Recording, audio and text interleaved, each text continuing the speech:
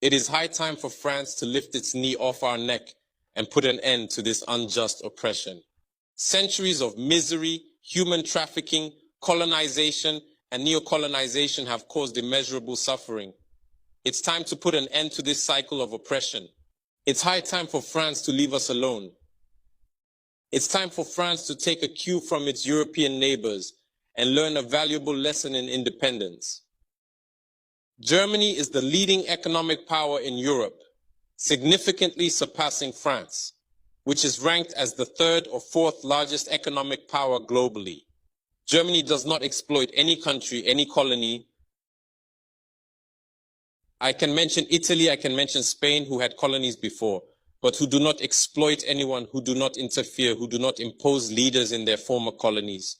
On what grounds does France believe it can continue to impose leaders on us and make choices on our behalf?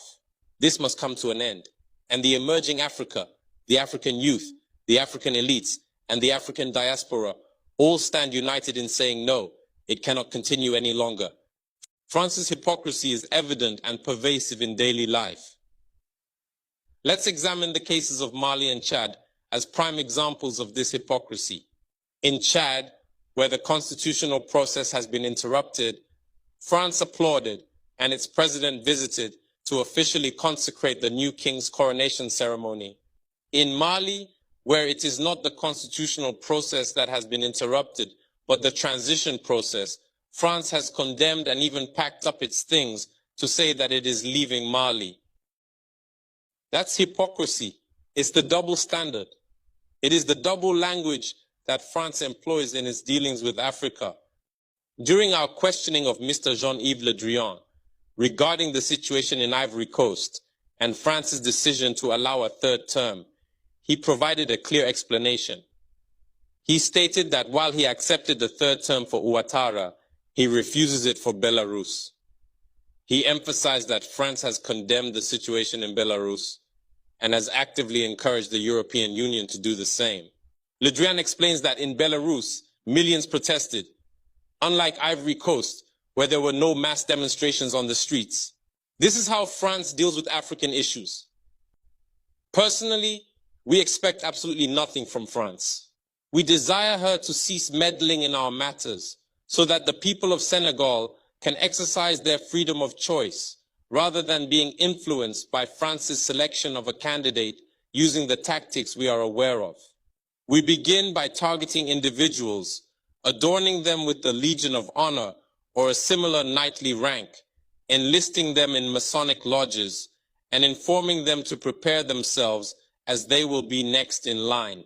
Even the hypothesis that Macky Sall may not succeed, we know who is being prepared by France. This must come to an end. It will not occur in this manner any longer.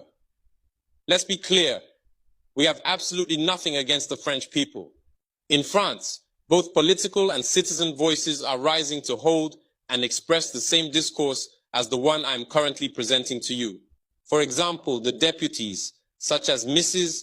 Frédérique Dumas, who regularly speaks on the platform of the Assembly, who regularly writes to the Minister of Foreign Affairs, since she is a member of the Foreign Affairs Committee, to raise this unfair behavior of France towards Africa, hold the same speech as us. The same Mr. Jean-Luc Mélenchon, Jean-Paul Lecoq, André Chassaigne, all deputies, hold the same discourse as us, and hundreds of other voices.